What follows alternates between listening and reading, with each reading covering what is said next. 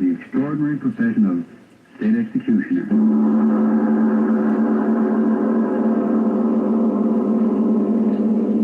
Tonight's Lights Out presents another psychological drama. A play in which the principal part is taken not by the character himself, but by his thoughts. The voice you are about to hear is that of the thoughts of one Samuel Jones, the state executioner for His Majesty George III. He sits alone in a dismal room, and these are his thoughts. I want to be dead, dead, dead. Do you feel anything when you're dead? Are you hungry? Are you cold? Are you tired when you're dead? No? When I'm dead, I have peace, peace. I've got to have peace, kill myself. Yes. Bullet in my heart. The pain. I don't like pain, but it can't hurt. They say it doesn't hurt, only hanging hurts. I know it does. I've seen their faces when they cut them down, purple, black. I've seen their faces when the mask came off and there's pain in them, pain that grinds their teeth and gives them living hell until at last they die. That's why I've got to use this pistol to kill myself. I can't stand pain. All I want is peace. Peace.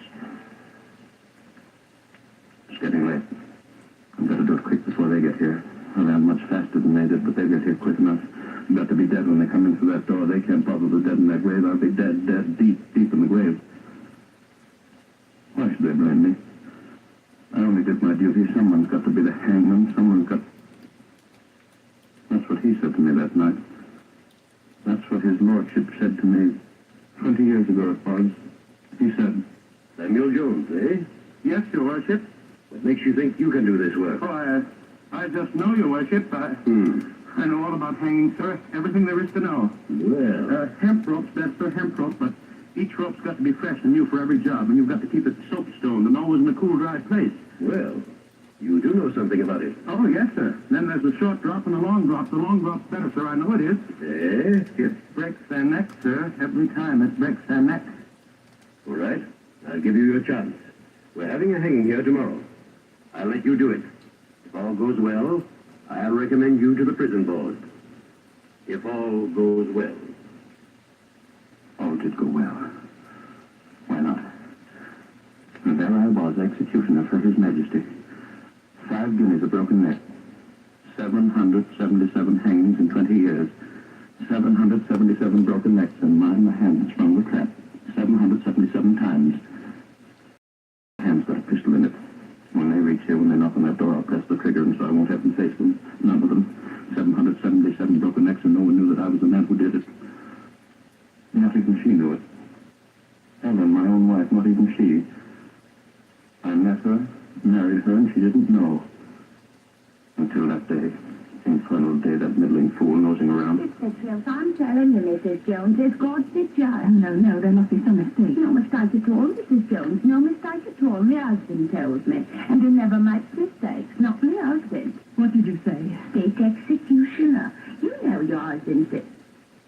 Oh, don't you know? Please, I don't know what you're talking about. Look here. Don't you know what your husband does? You mean the business he's in? Business.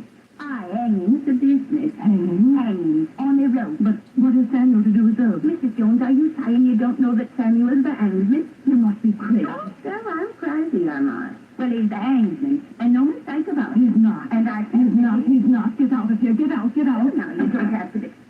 Oh, here he is. What can you say? Oh, Sam. What's going on here? What's the matter?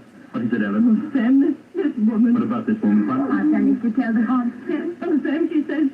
Says what? What? All I said was that you were the hangman, and you are. Get out of here. No, just a minute. Get out. Get out. All right, I'll go. Say one more word about me and I'll kill you. You hear me? I'll kill you.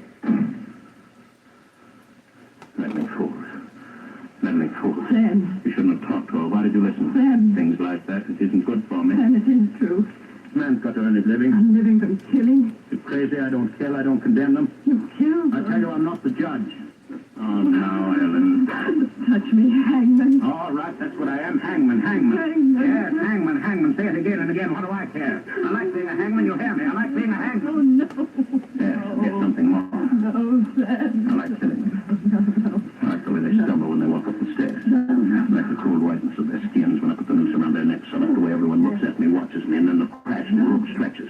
Sometimes their legs kick in the air, and you hear them heaving for a little while. They can't get past the tight rope around their neck. No, Sam, no.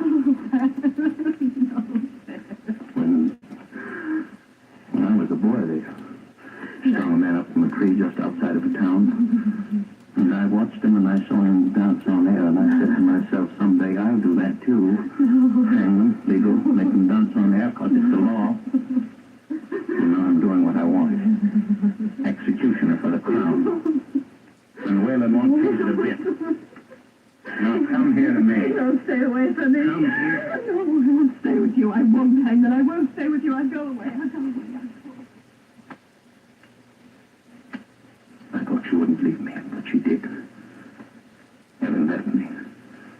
I looked all over, couldn't find her. After a while, I didn't care. What's a woman? I had my work. Hanging work. 5 guineas a hanging and gold coin. 5 of them. 5 golden guineas. I like the sound of them. I like the sound of them. 1, 2, 3, 4, 5. I bought a strong box and kept them there. Every hanging and 5 more. Paying me they were for what I like to do. It was funny, very funny. I didn't miss her. No, why should I? I had my work. I got to be good at my work. The courts were good, too. They gave me plenty to do. I tried out different ways. I made a hanging machine with springs and sandbags that jerked the man into the air first and then dropped him to a track. I tried out different ropes and different running nooses. Oh, I got to be good at it in 20 years, real good. Ticking, stop ticking. I hear you, block the clock. I hear you. What are you trying to tell me? I know. There isn't much time left. They'll be here soon.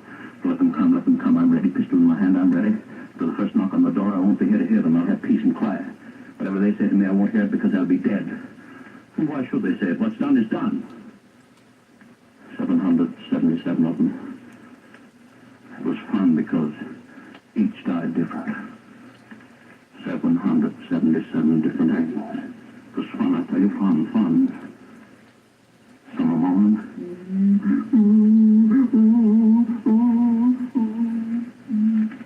Some went to the gallows of crying.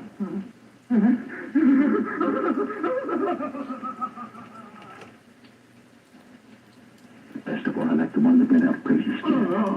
Scream, yes, wait. Yes. The ones that were crazy scared were the best. I liked them fine. And 5 guineas just the same for having fun. 5 guineas. Outside at the door, I heard a sound. Now, I just imagine no one's knocking. If they knock, I press the trigger. They won't get me, not me. 777 to 5 guineas each. Coins that bit into my flesh when I grabbed them tight. Oh, I like the sound. Money, yellow money. First, I like the hangings best, and then the money. Then I got to like them both. Watching, eager around the courtrooms, this trial, that trial. Would they hang him? Would they hang her? Would the judge say guilty? If he didn't, they're hanging another 5 guineas.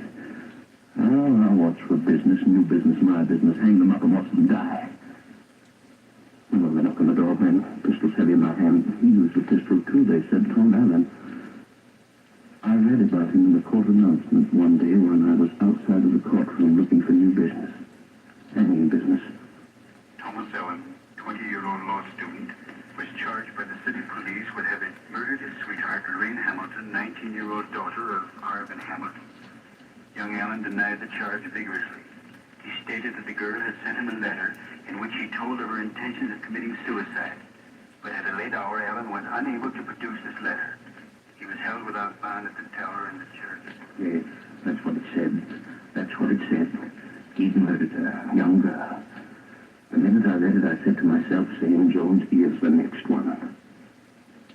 I could hear the money clinking in my hand already. And Tom Allen hanging by his neck. What am I thinking about? What am I don't think I'll knock on the door and let me get this over with. I need the knocking on the door to give me nerve enough to press the trigger. This waiting. I waited for Tom Allen, too. I waited for them to say guilty to him so I could put the running noose around his neck. I waited, going every day to the trial. The prosecutor for the Crown said... Guilty. The young man's solicitor said... Not guilty. The young man said... I didn't do it. I tell you, I didn't do it. She did it herself. She wrote me a letter saying that she was killing herself. She wrote me a letter. I tell you, she wrote me a letter. Yes, that's what he said. She wrote me a letter saying she was killing herself. Where was the Nobody knew. Couldn't find it. And day after day, sitting there in the courtroom, I could see the noose coming close and close. A few days more and he'd be dancing on air. Another 5 guineas in my box. Such a pity, such a handsome young man, strong young neck for my rope. I say he didn't have a chance. What good did it do for his solicitor to keep saying, I tell you, gentlemen, it is circumstantial evidence, and circumstantial evidence alone, which has been produced. A weird combination of circumstances have conspired to make it appear that the suicide of this unfortunate girl was a murder committed by this equally unfortunate young man. And an equally weird set of circumstances have resulted in the disappearance of this vital letter, which clears Tom Allen of all responsibility for Mistress Hamilton's death. In this letter, the girl clearly stated that she was taking her own life by poison. In spite of the absence of this letter, surely you as intelligent men can tell after seeing and hearing Tom Allen's testimony that he is telling the truth, that such a letter did reach him, and that he is innocent of all wrongdoing. But there was no letter. He didn't have a chance. The prosecutor of the Crown got up. He said, "A letter. The mysterious letter. And where, gentlemen of the jury, is this letter? To what mystical realms has it disappeared? This wondrous communication which so conveniently absolved Tom Allen for the death of that poor girl. Where, I ask again, is this letter? The young man has stated repeatedly that the letter was in his lodging undestroyed. But every inch of that lodging has been carefully examined, and yet the letter has not been found. And why hasn't it been found, gentlemen? I will tell you. It is because that letter does not exist. Lorraine Hamilton never wrote such a letter. She was murdered. Murdered in a fit of jealous rage by this man who expects you to believe a preposterous story about her death. yes, I had to, and I felt good. Because I saw that young fellow didn't have a chance. My noose was getting closer, closer to his neck. And then the black cap on the judge's head. For this vicious crime against the order and security of the Crown, you, Thomas Allen, are hereby condemned to be hanged by the neck until dead. No, I didn't do it. I didn't do it. I tell you, I didn't. I didn't do it. Then I had him. All his yelling, all his screaming wouldn't do any good. I had him. All ready for my noose, guilty. I wanted to go up and thank the judges. Gave me business, hanging business, devil's business. I don't think hurry up and get here. Wouldn't have to think anymore. Knock on the door, I wouldn't have to think. Finger squeeze the trigger, finish piece. I won't have to think. I wouldn't have to think what happened then, what happened after they said the boy was guilty. They put him in a cell. Death cell, the door shut tight. And I stood and watched. They put him in a cell. 5 golden guineas in the cell. A few more weeks and he'd be mine to teach that dancing lesson on thin air. I counted every day until they'd given to me. I peeked along the corridor watching his cell. The warden of the prison said, "Well, Sam, it certainly looks as if you're going to have another customer. I suppose you heard about it. The king refused young Allen's last appeal. He hangs in 2 more days. We'll try to make his going as easy as we can. I like the lad. Too bad about that letter. He says the girl wrote him. Well, how long are you talking about it? We've got to do our duty. Oh, by the way, you're going past the cell? Here. Here's some books of his. His landlady said. But he might like to read them while he had the time. Take them with you, Sam, and give them to him. It'll be his last time to read. So I took the books along. Why not? Why not? Reading wouldn't save that neck. I started down the corridors with his books. Down the corridors toward the death cell. Something white fell out of one of his books, and I picked it up. It was a letter, and it read, Dear Tom, I told you I was going to kill myself, and now I'm going to do it. By the plain business, the police ought to be accusing me of murder, since undoubtedly all those people who heard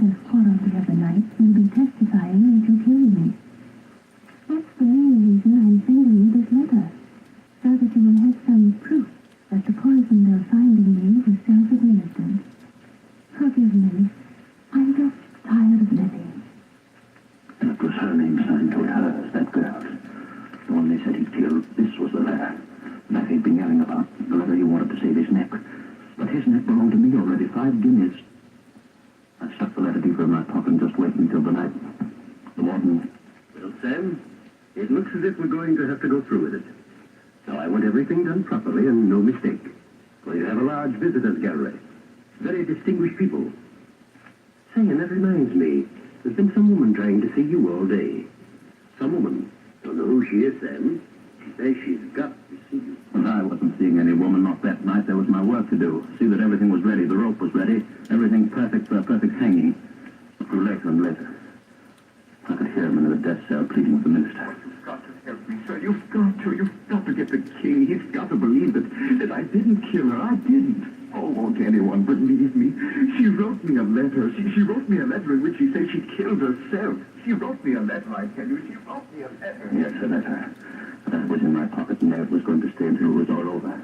He couldn't live now. I'd waited too long. It had been such a long time since they'd given me a good, strong neck to hang. They couldn't cheat me now. At last it was the hour. They came for him in his cell.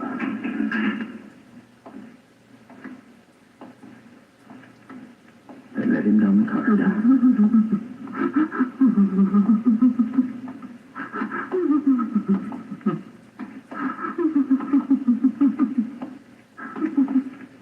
And then they were marching him up the stairs to the gallows.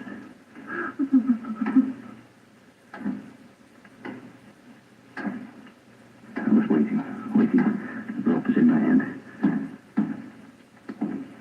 The boy looked up at me, his lips moved. He said, I tell you, I didn't do it. The letter. Black hood over his head. The letter, I didn't kill her. The letter, I tell you, I didn't do it. What happened? His heart.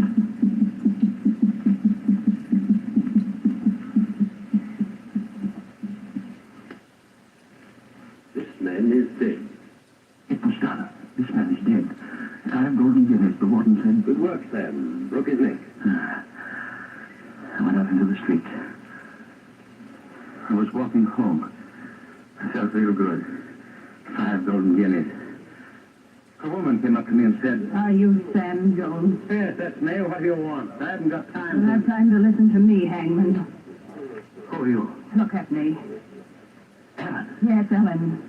Wife. Wife no longer, Hangman. No mother either. Eh? No mother either. And you're the thing that's done it. Oh, wait, what? I tried to reach you. I tried to tell you. They said you wouldn't see me. What could I do? What could I do? Your hand did it. Yours, Hangman. Yours. What are you talking about, woman? What? Tonight, Tom Allen. My maiden name was Allen. Don't you understand? You hung Tom Allen. Well, and so I did. What of it, woman? What of it? Tom Allen, Hangman, was your son. No. Your son. You hear me, Hangman? Your son. You hung your son. You hung your son. Your son. You hung your son. Your son. Your son. You hung your son.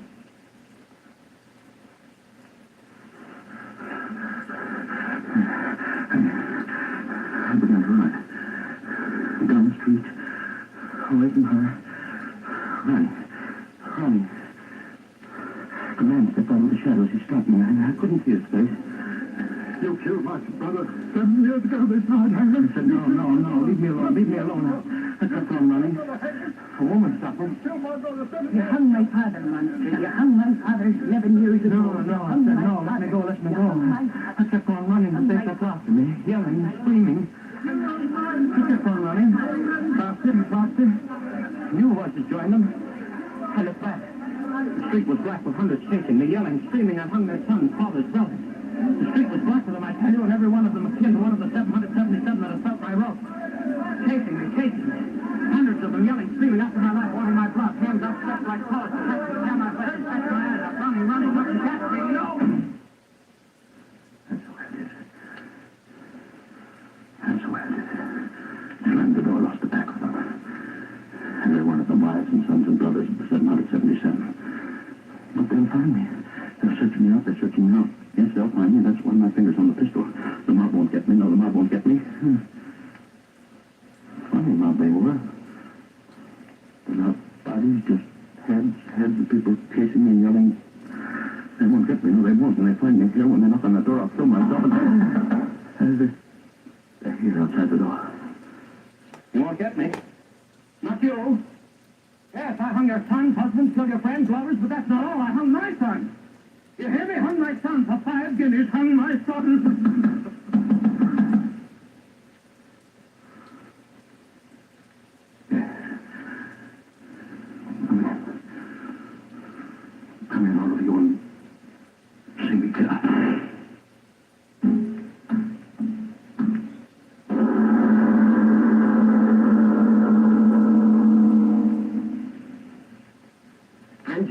say he yelled out for you to come in and then he shot himself? Yes, sir. It's the God's truth. I knocked on the door. He yelled, come in, all of you, and see me die. And when I opened the door, bang, he did it. And what were you banging on his door for this early in the morning? What were you after? After? After nothing. I was looking for McDonald's. His next house. I just knocked on the wrong door.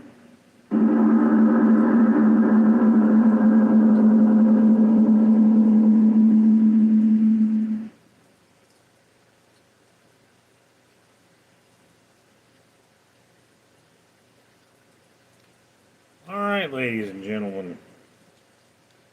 So I can tell by the comments section that you people were not terribly impressed by this episode. Clearly, the monster here is guilty. This is a very interesting episode because, Mary, whoa, that was something. Well, at least you were paying attention. You should be aware of the fact that the accents, the English accent was manufactured, so these people would have been speaking the way they were speaking. That's fairly relevant. However, the term police did not mean a profession at the time. I believe it was more commonly used as a verb. Police this situation means bring it under control.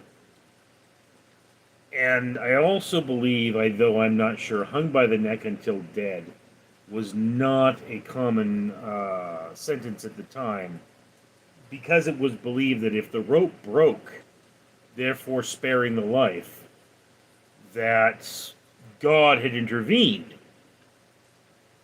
and said that the court was wrong. Do understand that there was a point in English history when it was believed that God would permit a dog to speak English rather than let a murderer go free. So if there was a dog that had committed the crime, this dog would be brought up as a witness and asked if the defendant was guilty, and if the dog did not say yes in English, the person was considered innocent. I don't believe if there's any recorded case of the dog saying, yeah, he did it. In any case.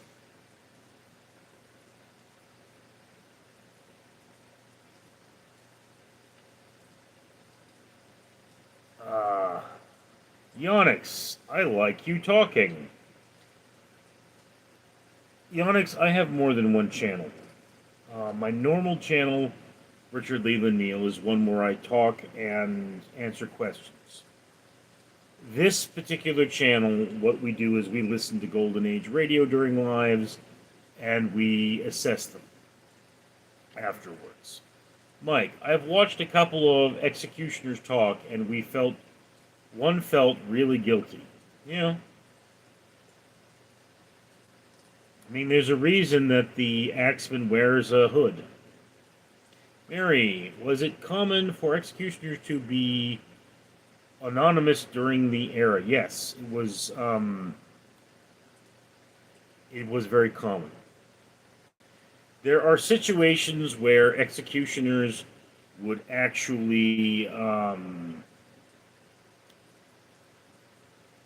roll out into the mist to do the deed so that no one actually saw it, to give them greater anonymity.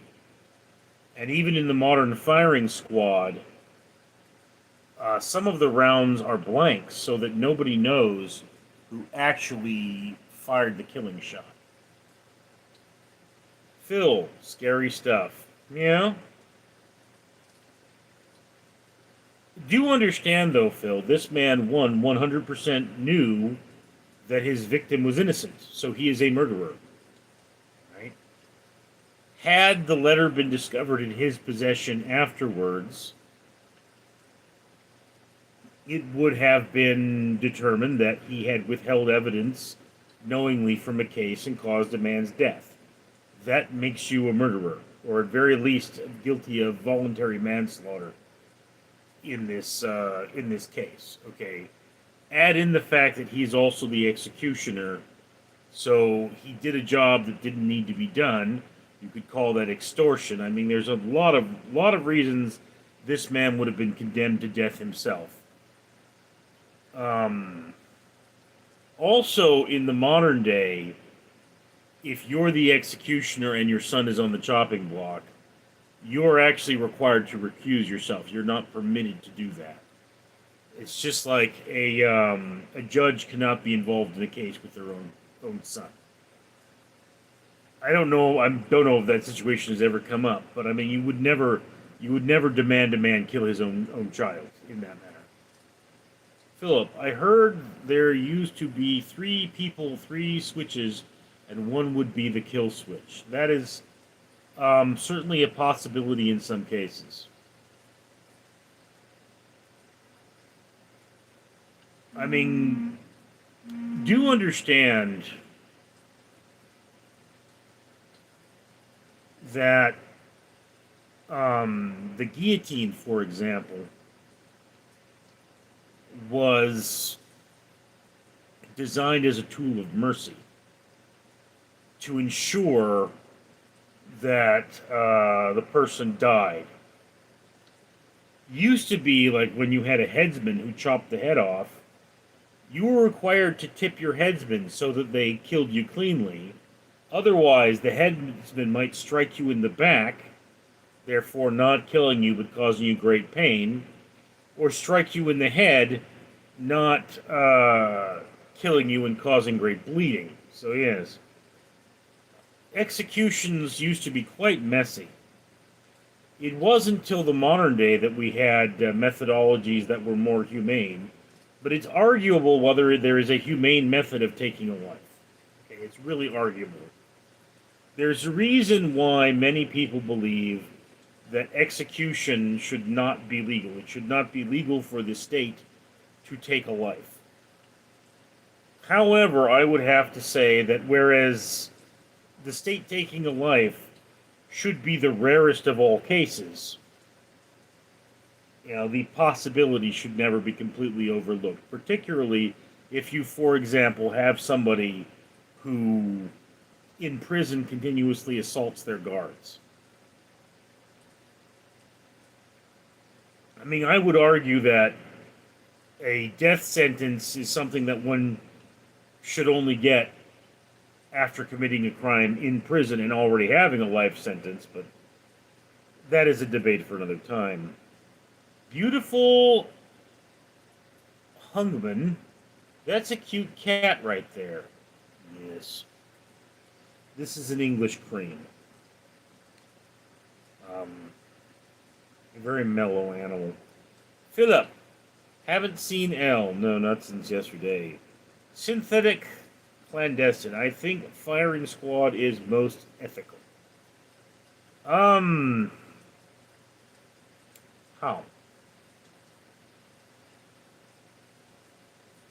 How is firing squad the most ethical?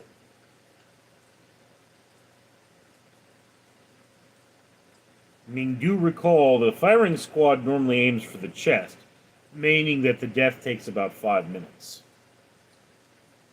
Depending. Mike, I enjoyed the story. I was snacking the whole time. Okay. Ixin, are you still up? Oh, it's your other channel.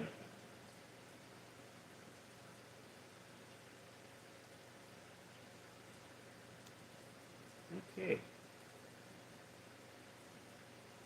What do you think, little booger? Oh, you think you're a little booger? Yeah. That's a funny thing. Cute kitty. Yeah, he's adorable. Philip, should people who are currently in jail for possession of marijuana be pardoned? Yes. Typically, Philip, in California, it has been a long time since we actually brought people in for marijuana use. And, it's like the only reason we would put those people in jail would be if there were other aggravated problems. But the bottom line is, it's like, look, we use jail in this country far too liberally. Kind of an ironic way of putting it, but let me put it to you this way. If someone commits a crime, we then spend between $50,000 and $150,000 a year incarcerating them. This ruins their life, generally harms their family, and has in no way proven to be better for our society. Non-violent offenders should probably be given the option of joining federal service. All right. Non-violent offenders. For non-violent offenders, perhaps the Peace Corps. Doing environmental work would be preferable.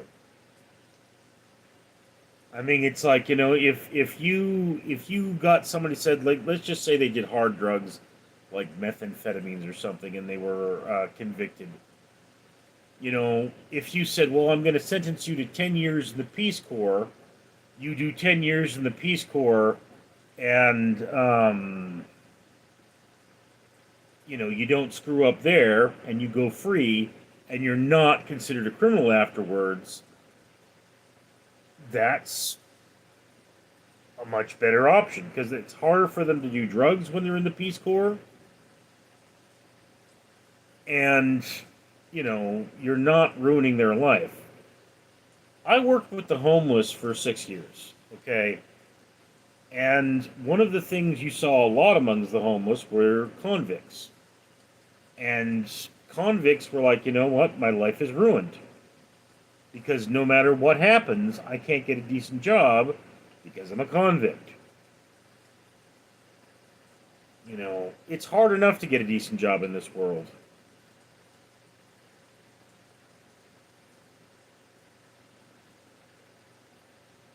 I think he's sleeping.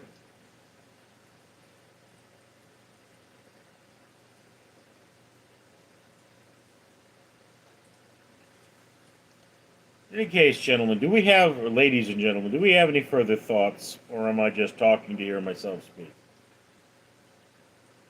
I mean, it says there's still 11 people watching, but nobody's saying anything.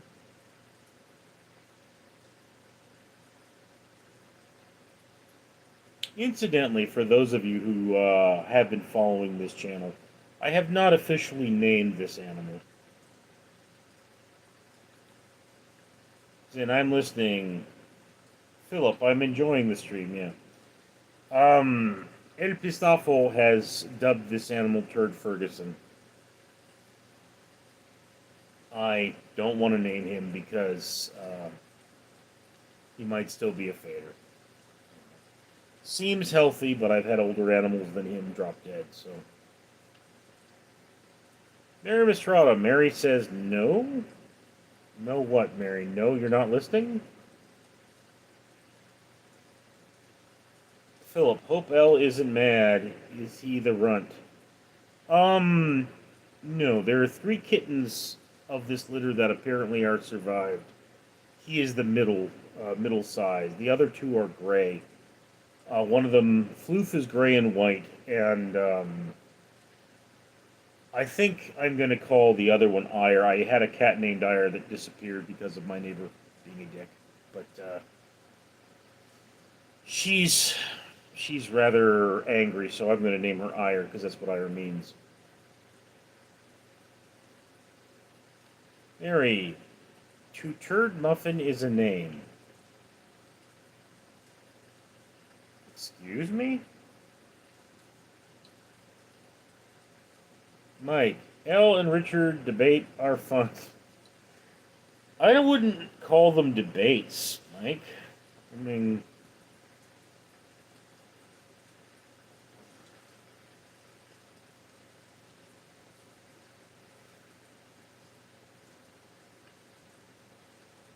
I was thinking of naming this fellow after my late Caramel.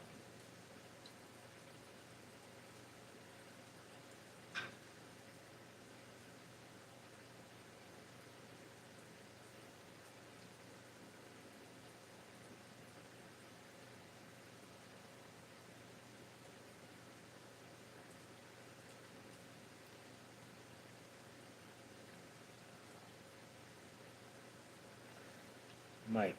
Someone said call your car Turd, and Mary said no to the name, Cat. El Pistolfo said we should call him Turd Ferguson, and I don't care for that. Although I will call him Ferguson if it's appropriate. Mary Mistrada, that is a much better name than suggested name, yeah. Phil, Caramel is the original. Yeah, again, Phil, I used to spend a lot of time at a house where there was a cat named Carmel. And Carmel and I were very good friends. And Carmel passed away. So when I had a cat of the same color, I named him Caramel. Because it's not Carmel. We speak English. It's Caramel. So I called him Caramel. And Caramel was my sweet old boy. And he had a heart condition, and so he only lived for 12 years. But, for some reason, the orange cats don't seem to survive, the orange kittens, I find. You all remember Peaches, which her passing hurt me very badly. Mike, I got a good name, Socks, because his foot white. No, it isn't. Yeah. This foot's not white. Oh. That one's white. That would make him Sock. Okay. So yeah, I guess Socks would work, but...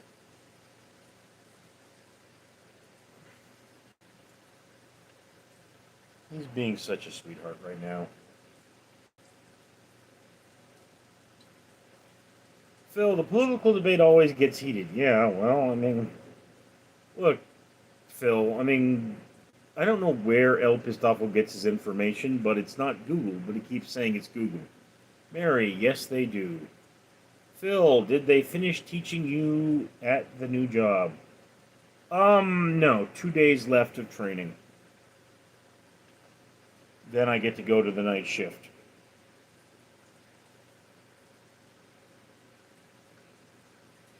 And to be completely honest with you, it looks like there will be nights that I might be able to do a live stream, but if a truck shows up, the truck has to take priority, you know. It's just that simple. Are the people nice? Some of them are. Can you live stream at work? I don't know yet. I won't know until I've been there a while. Typically, Phil, the rules will depend on the situation. You know, if they say, yeah, you can, you know, they don't have a problem with it, I'm going to probably do it. But do understand there's no Wi-Fi there. So I will have very limited streaming abilities. Do you get scared being in a shack by yourself at night? Philip, I have met my sister. I understand that you have not met my sister, but seriously, I mean, that woman will kick you in the balls and tell you that your dick did it.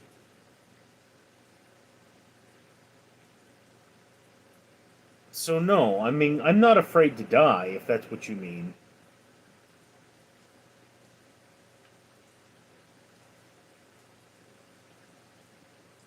I mean, think about it this way. I am very well ready to meet my Creator. Whether my Creator is prepared to meet me is another story.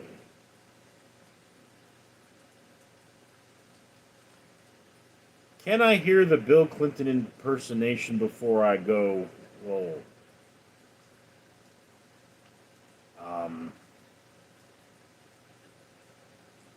I did not have sex with that woman.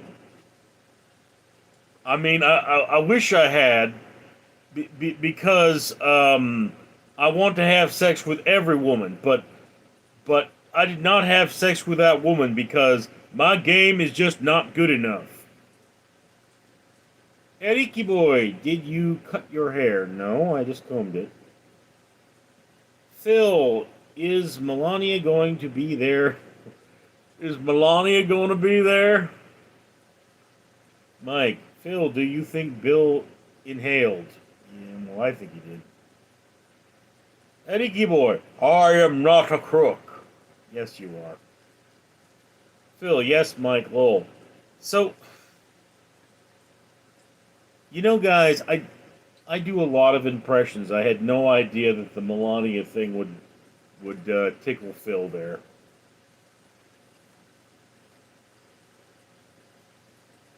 What does taking a bump mean? I have not heard that term.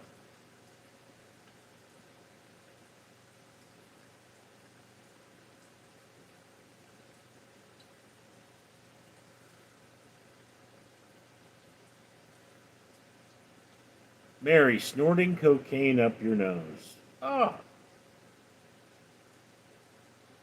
Mike, falling on your back in wrestling, Phil. I'm sure it can have more than one meaning.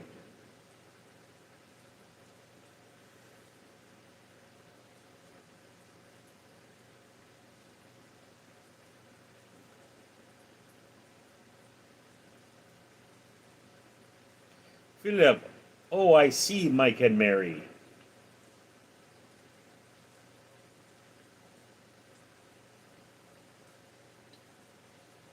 Another possible name for this cat, Rum.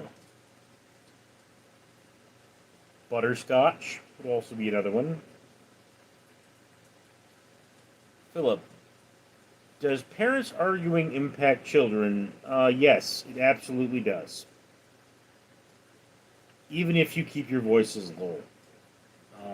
My father and mother did a lot of arguing, and it very badly affected my brother. I don't remember it so much, but it probably affected me as well. Mike, is it female? I had an orange female cat, named her Kevin. Pretty sure this is a boy. I'm not going to wake it up to check, but I'm pretty sure this is a boy. The other two are girls. You know, Mike, there was a story where they had to use shock therapy on a baby.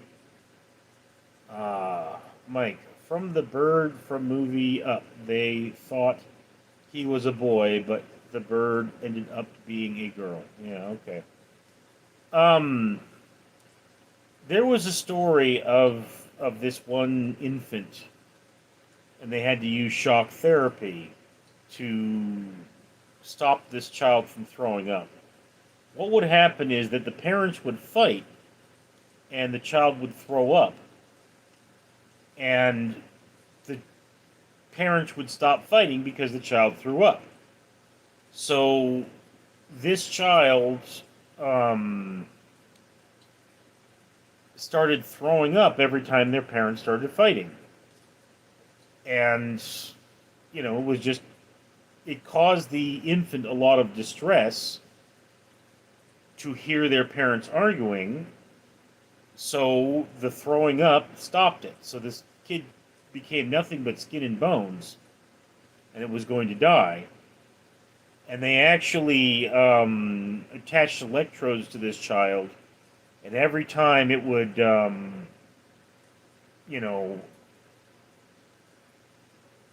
start having the vomiting reaction, they would shock the infant to stop it from throwing up. So it began associating throwing up with severe pain, which stopped it from throwing up. But To be fair on the subject, the parents arguing nearly took the life of their child. Okay. So there is a 100% consistency that there are cases wherein the arguing of parents have taken the life of the child. All right. As a couple, if you argue in front of your children, you can kill them. Philip, that's crazy. Yeah?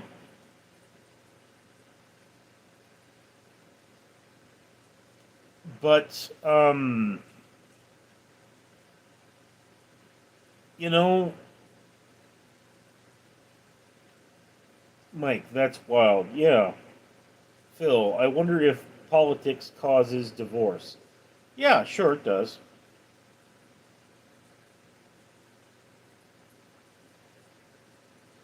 I mean, there is a 100% possibility that somewhere in the 300 million Americans, somebody got divorced because of the whole Trump thing.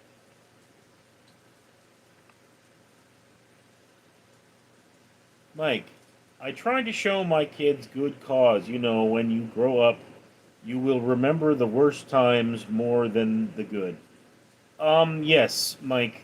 As a general rule, although it's not 100% scientifically proven, a bad event has 5 times the impact as a good event.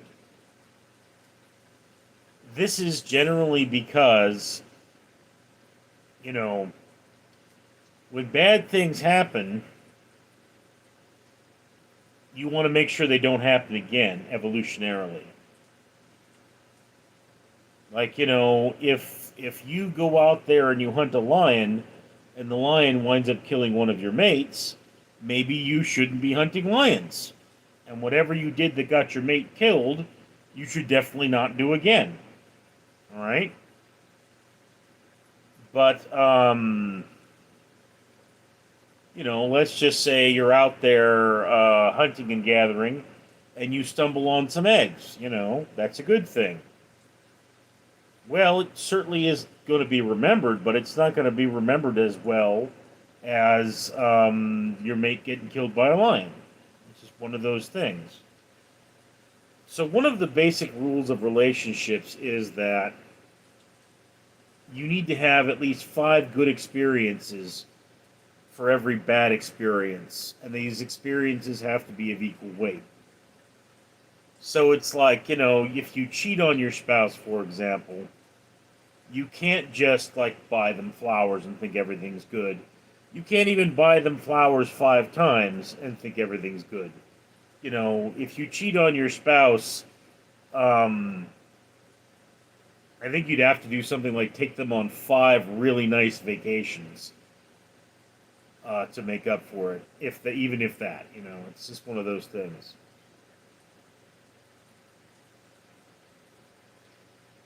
It's kind of weird how we got into this debate, or this conversation. I mean, again, guys, do understand, I do a lot of reading. I do a lot of reading in psychology. And, in fact, in this room, I have an entire shelf that is literally stocked to the brim with psychology textbooks. Okay? And I intend to read all of them again and review them on this channel. Right, my little booger? Yeah.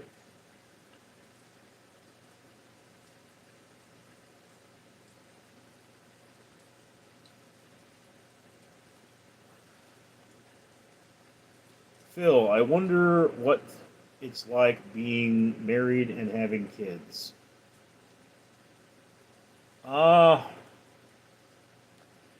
Well, Phil,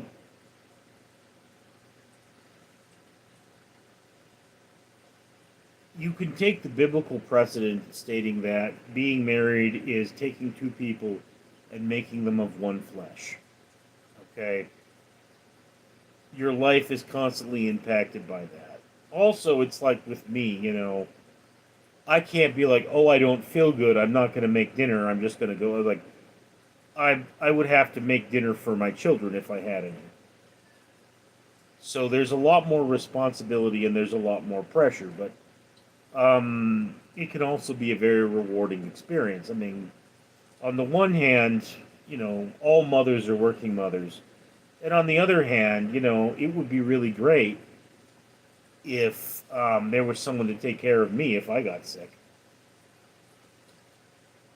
Mike, my kids will remember the day I let them stay home from school and have fun. They won't remember what they did at school on certain days older. So I try to put good memories, Philip, I heard nowadays couples can sign some papers where they both agree to split money in case of divorce. Prenuptial agreement. Phil, or something like that. You're a good father, Mike.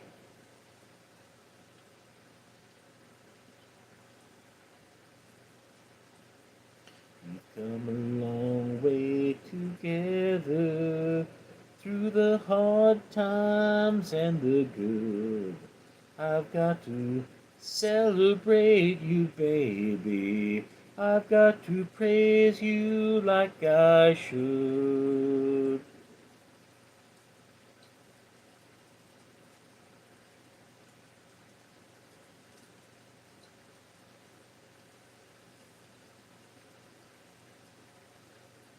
Philip, yes.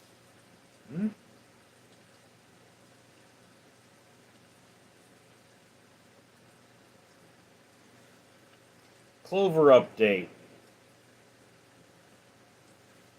I think his garbage service has been turned off. Mike, Phil, my kids already have their own house when they are older. I see them up. They just need to do what they need to do.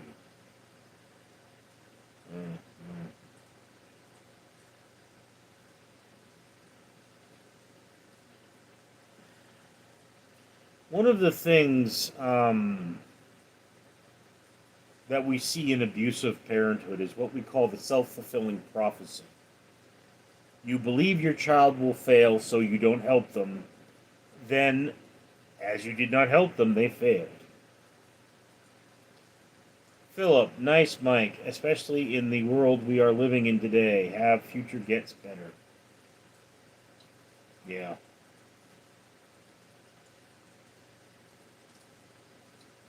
That thing, I'll tell you this, Phil.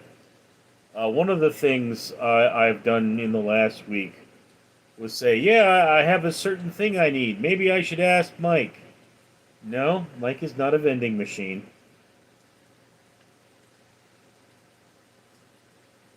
I mean, yeah. When I was in the hospital, I lost a lot of money. I mean, basically, half a month's pay wound up being what I lost out of it. I was injured so badly. And there were expenses, of course.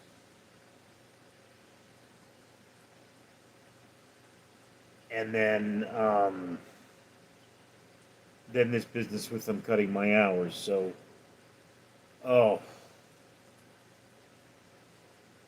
mean, I will have to be at both jobs for at least 3 months before I'm back financially to where I was beforehand.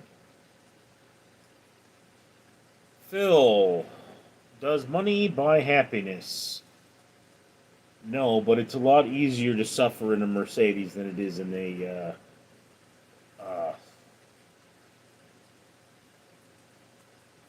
Ford Taurus. Mike, Phil, money is depressing. Phil, you can do it, Rich. Yeah. One explanation of does money buy happiness, Phil, is that there are two kinds of people in this world. There are people who are happy if their needs are met, and there are people who will never be happy. My sister will never be happy, and no matter how much money you give her, she will always want more.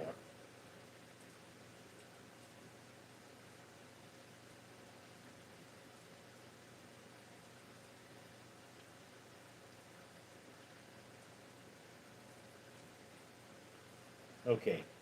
This is definitely a boy. He's got a wanger.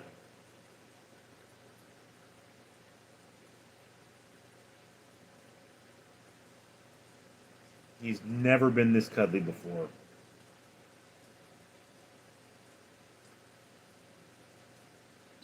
Phil, I heard millionaires even get used to their money, so in the end they are never happy. Yeah, it happens. Mike, money just lets you live comfortably, but Phil, you gotta understand my situation is known. Or to know. Larry, that is true that some people will never be happy if their needs are met. Yeah.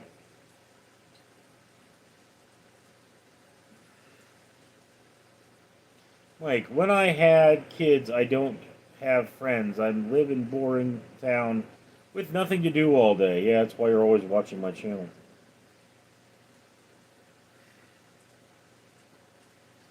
I mean, Philip, did you ever see Schindler's List?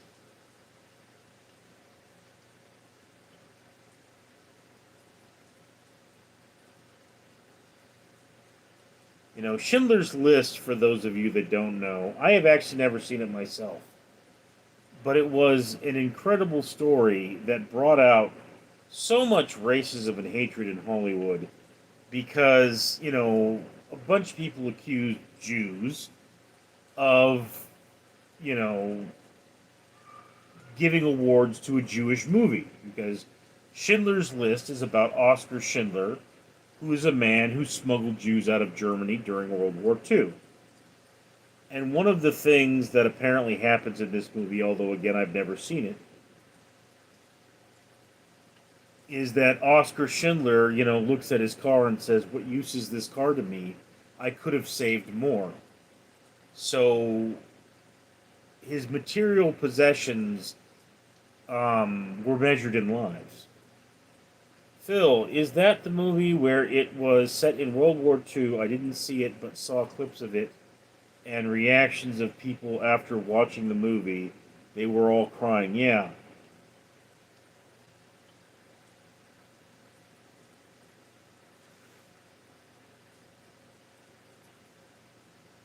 One of those things that we as human beings tend to not understand is just how ugly human beings can be. And it's like, you know, I as a human being, well, I read a lot of history, so I do know just how ugly we can be. And, yeah, you know, it's like in ancient Rome, when the Roman soldiers came to your village, you know, they would go and they would, you know, rape your women and they'd kill your children just for fun. And there was nothing you could do about it. They were Romans. That is a mentality that people have. And that mentality hasn't died. You know, I worked at a place where it's like there was this one guy, for an entire night, he just kept saying nasty things to this other guard. And when the other guard finally said something back, he grabbed him and slammed him up against a trailer and wanted to fight with him. Okay, and when I reported this to the company, they still wouldn't fire the guy. Replacing him cost too much money. So, guards getting into fistfights at work, secondary to the almighty dollar. And I mean, look, I've worked at places where I swear to you, if they could have sold my organs, they would have. Synthetic clandestine. Richard, how can I deal with my narcissistic co-worker with wild behaviors and some anger issues? But it's directly affecting me and 3 other people I work with. He is a boss ass and sneaky. Well, try to communicate with your other employees about that, and journal. Write everything down. When he does something that's inappropriate, make sure you document it, because typically in this situation what will happen is that they will either force you to quit through harassment, or they will find a reason to fire you. when that happens, you better be ready with the law. And just, no matter how up the boss's rear end he is, if it's going to cause a big lawsuit,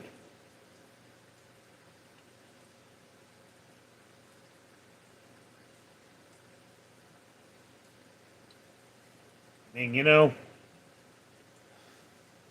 best I can tell you at this point, boss, is you may want to just find another job, but the other job may not be any better.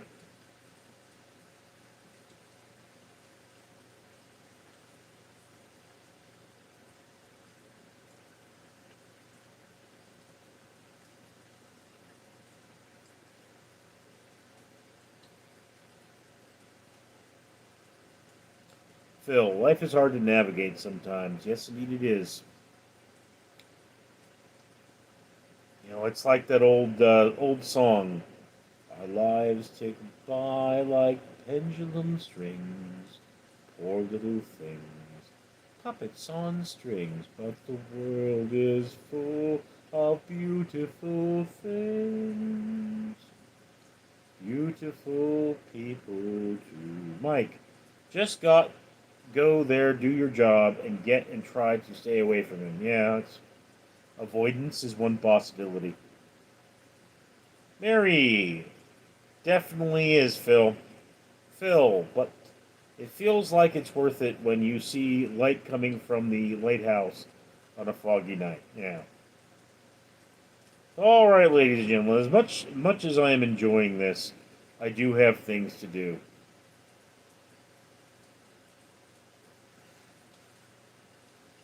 Still a lot of cleaning.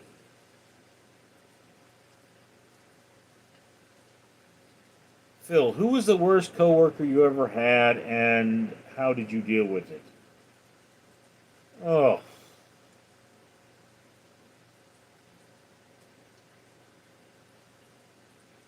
I mean, when I worked at the Edison, well, I can't be specific. When I worked at a particular location, I was dealing with a guy that was always yelling. And he was my supervisor, and he made it so it's like everything he wanted, he got. It's like, we couldn't work overtime because it made him look bad. And how I eventually had to deal with it was just to get up and walk away. I had to quit. And I am still dealing with it in court today.